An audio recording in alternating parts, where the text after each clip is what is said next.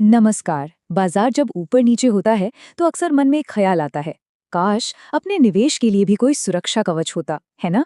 तो आज हम ठीक इसी बारे में बात करने वाले हैं। एक कॉन्सेप्ट है जिसे कहते हैं हेजिंग।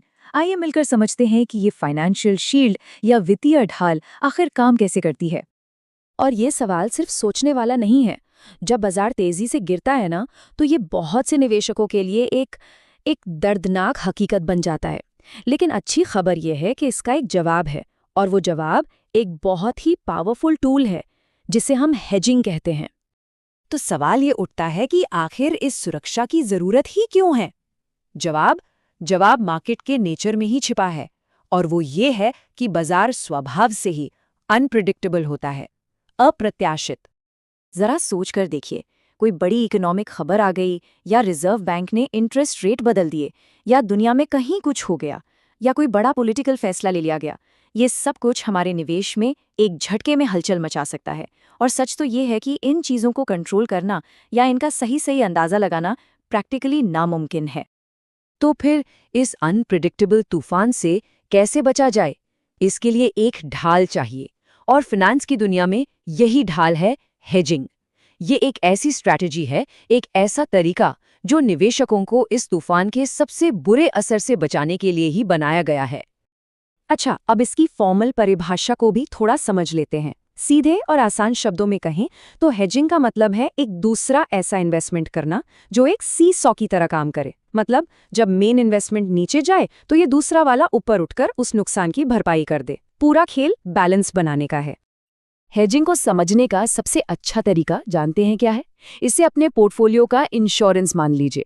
बिल्कुल वैसे ही जैसे कोई बड़ी दुर्घटना से होने वाली फाइनेंशियल लॉस से बचने के लिए हम कार का इंश्योरेंस प्रीमियम भरते हैं, ठीक उसी तरह हेजिंग में बाजार की बड़ी गिरावट से अपने निवेश को बचाने के लिए एक छोटी सी कॉस्ट दी जाती है।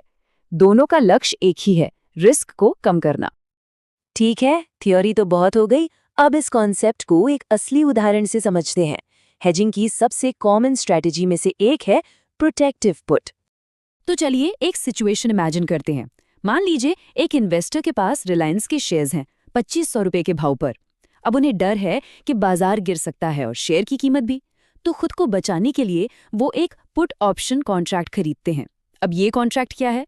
ये उन्हें एक तय समय तक अपने शेयर 2500 रुपए में बेचने का अधिकार देता है।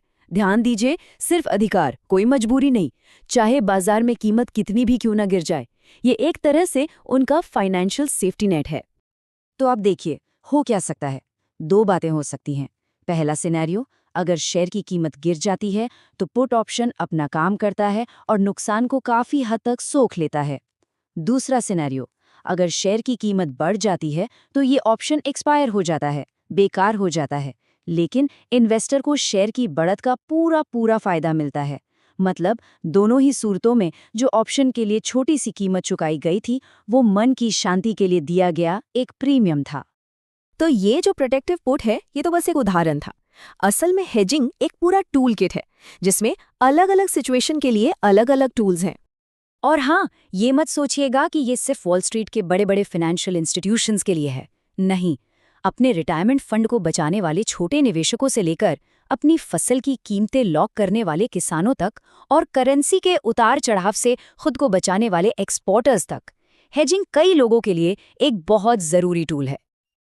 और ये टूल किट काफ़ी बड़ा है।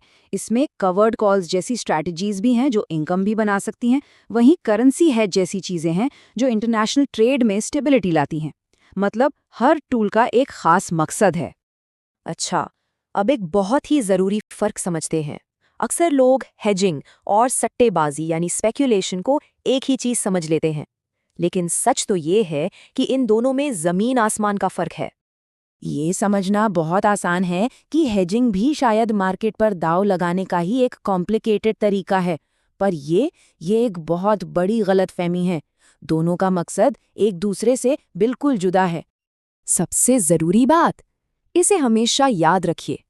हेजिंग का मकसद है रिस्क को कम करना, मुनाफा कमाना नहीं। ये सुरक्षा के बारे में है, प्रोटेक्शन के बारे में। जबकि सट्टेबाजी या स्पेक्यूलेशन ठीक इसका उल्टा है। वहां तो प्रिडिक्शन करके ज्यादा प्रॉफिट की उम्मीद में ज्यादा रिस्क लिया जाता है। तो एक डिफेंसिव गेम है तो दूसरा अटैकिंग। और जैसा मैंने पहले कहा, बिल्कुल इंश्योरेंस की तरह इस सुरक्षा की भी एक कीमत होती है। हेजिंग फ्री में नहीं होती। ये एक लाइन ही सब कुछ कह देती है। जब कोई हेज करता है तो वो जानबूझकर एक छोटी सी कीमत चुकाने का फैसला करता है, और ये कीमत चुकाई जाती है एक बहुत अनमोल चीज के लिए, मन की शांति। ये जानकर मिलने वाला सुकून कि एक बड़ी तबाही से सुरक्षित हैं। तो ये कीमत है क्या? देखिए, ये सीधे सीधे किसी ऑप्शन के लिए दिया गया प्रीमियम हो सकता है, लेकिन ये एक अपॉर्चुनिटी कॉस्ट भी हो सकती है। मतलब कुछ संभाव्य मुनाफे को छोड़ना। ये एक क्लासिक ट्रेड ऑफ है। अपने नुकसान के खतरे को तो आप लिमिट कर देते हैं, लेकिन उसके बदले में कभी-कभी आप अपने मुनाफे की संभावना को भी लिमिट कर देते हैं। और यही बात हमें आखिरी और शायद सबसे जरूरी सवाल पर ले आती है, जो हर निवेशक को खुद से पूछना चाहिए। इसका कोई एक सही या गलत जवाब नहीं है, क्योंकि ये एक बहुत ही पर्सनल फैसला है। रात को चैन की नींद सोने के लिए आखिर क्या कीमत चुकाई जा सकती है?